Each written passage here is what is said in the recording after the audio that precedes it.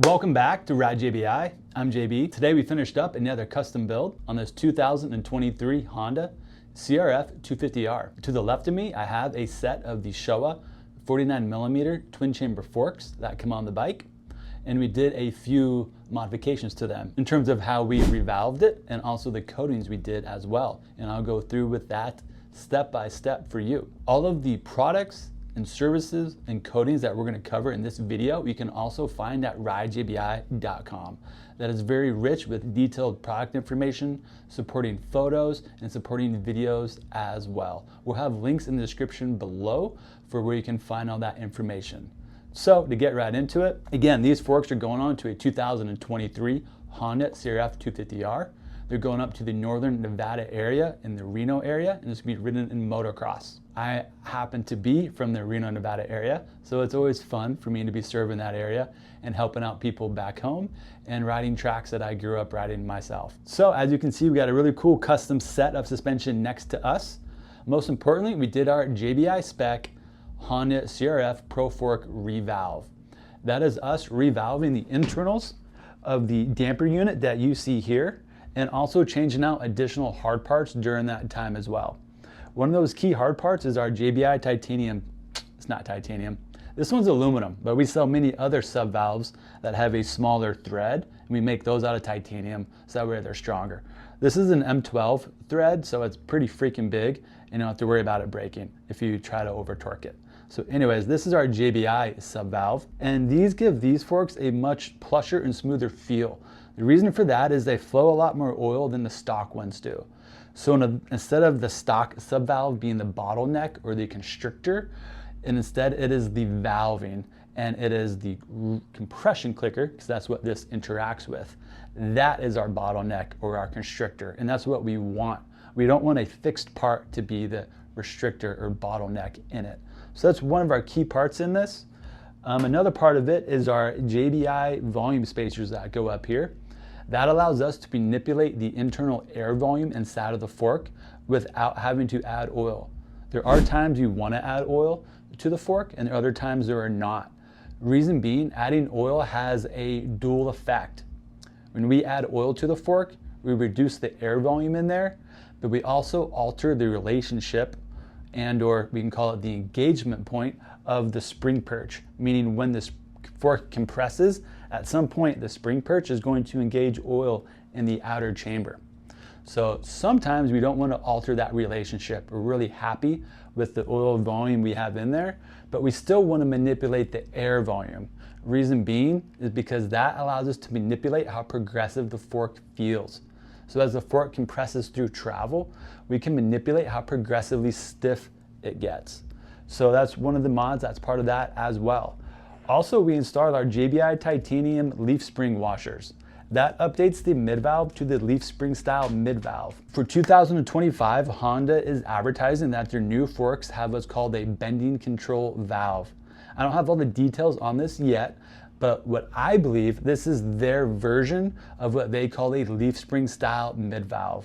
We've already seen it in use by KYB, and that's something we have adapted over to these style forks with very good results. Likely that's what Honda's doing for 2025, and it's really cool to see the manufacturer doing that, because that just helps solidify what we're doing here at Ride JBI. We're just a little bit ahead of the curve in terms of what mods we're doing and why. Other cool pieces of this is our JBI Titanium Pro Perch. That gives the forks much better bottoming resistance compared to the stock perch that is inside of the fork. Reason being is our JBI Titanium Pro Perch is much more restrictive, meaning the oil has a harder time flowing through it when it engages the oil near the end of travel. But the key attribute or feature of the JBI Titanium Pro Perch is its ability to flex open under high pressures. The reason that's important is if this is too restrictive, there will be times that when it engages the oil, it's going to be a harsh feel for the rider because it slowed the fork down too quickly or too much. An extreme example of this is if you run into a wall. You slow down way too quickly and you hit a wall. So the important thing with our Pro Perch is the fact that it can actually flex open when a certain amount of pressure is applied to it.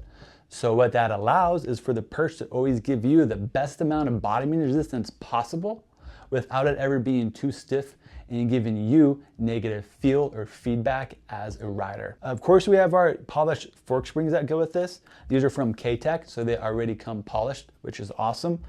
They operate much more quieter inside of the fork as the fork compresses up and down. It also keeps the oil cleaner compared to other brand springs that are not polished. Those springs are much more porous on the outside and have a rougher texture. Those springs are going to dirty up the oil over time because those springs are going to rub the inside of our tube and eventually polish themselves. So it just makes a lot more sense and is practical to just start off with a spring that's already polished and not going to dirty up the oil. So now the cool part. We did some additional coatings to this as well. What you can see right off the bat is the red cap. This cap is made by Zeta.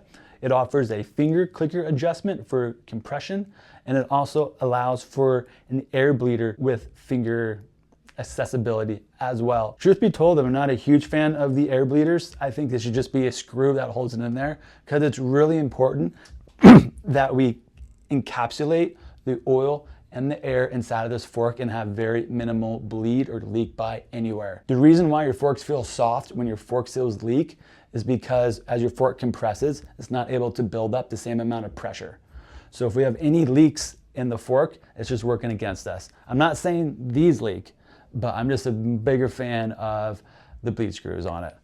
The adjustable clicker by hand, I see the advantage of it and it's really cool and it's nice because it can be hard to get to the clicker on the Hondas because it is directly underneath the handlebars. We did anodize what we call the upper tank on this cartridge to a red color, so that way it would match the Zeta clicker. So I'll hold this up a little bit for you so you can kind of better see that.